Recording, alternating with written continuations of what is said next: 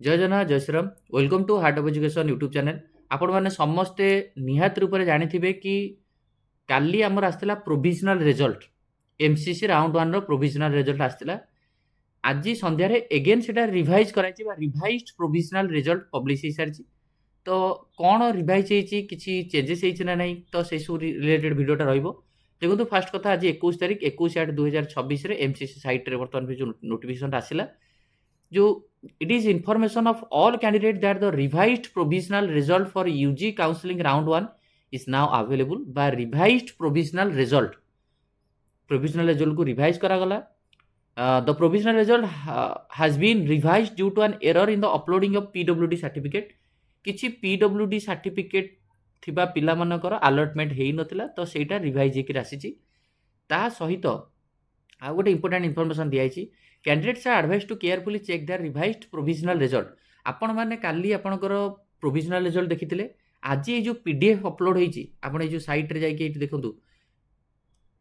ए जो पीडीएफ टा देखि परथुए तो ए revised provisional result for UG council जो पीडीएफ टा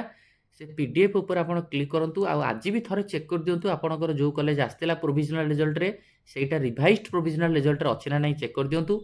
आउ किछि किछि स्टूडेंट मानकर जदि एबे भी आपणकर मन रे किछि डाउट अछि एबे भी आपन लागु जे आपन को किछि मिस्टेक हेछि ताहाले भी आपन मानको टाइम दिया हेछि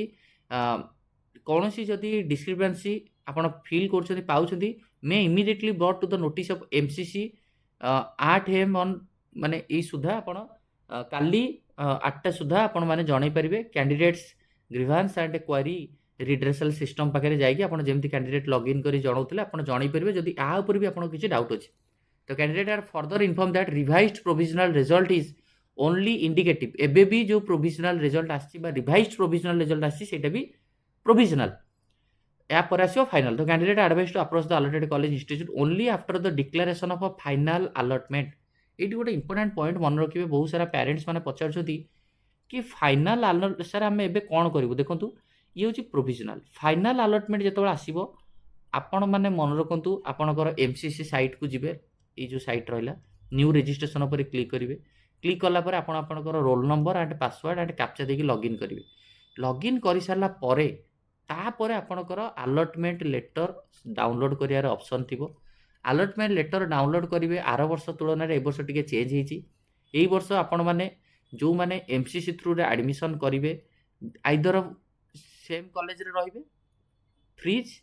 किंबा फ्लोट रहिबे धर गोटे पिला को सम आसी से कॉलेज रे सैटिस्फाई सम टू आसी तार किसी अपग्रेडेशन दरकार नहीं तो सी कौन करिवो फ्रीज करिवो कि जन को किम्स आसी तार अपग्रेडेशन दरकार नहीं सी भी फ्रीज करिवो। किंतु जदि गोटे स्टूडेंट को फ्लोट मारियार अछि मींस ही वांट्स अपग्रेडेशन से केस रे आपन कोन करिया पड़िवो फ्रीज हो किंबा फ्लोट हो आपण माने डॉक्यूमेंट अपलोड करिवे। एई वर्षर रूल्स कहूची डॉक्यूमेंट अपलोड करिवे आपण मन पकांतु जेतले एमसीसी रे रजिस्ट्रेशन करथिले आपन कौन सी डॉक्यूमेंट अपलोड कर नथिले 10th रो डॉक्यूमेंट अपलोड करिवे 10th certificate marksheet +2 certificate marksheet ता सहित आपनकर मागिबो फोटो आइडेंटिटी कार्ड आधार कार्ड हिसाब रे आपनकर नीट स्कोर कार्ड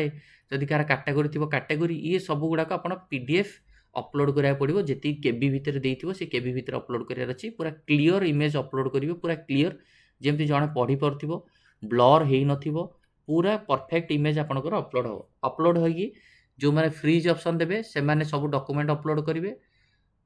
कॉलेज जावा पड़ो पूरा क्राइटेरिया आसो जो मैंने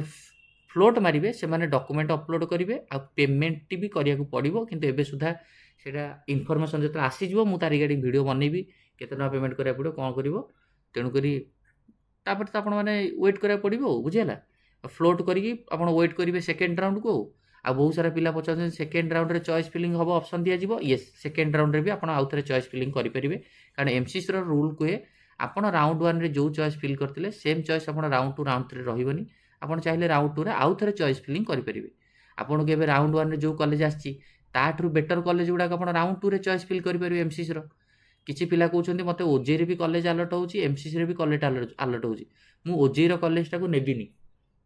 एमसीसी रे जॉइन करिवि तो ओजे रे पुणी राउंड 2 जॉइन करि तो हाँ करें तार रिगार्डिंग गोटे स्पेसिफिक वीडियो मुझे आनी आज रात आसो व्यस्त हवा दरकार नहीं तेणुक काली जहाँ कट अफ था general category OBC EWS SC ST आज भी सेम अच्छी किसी व्यस्त हवा दरकार नहीं।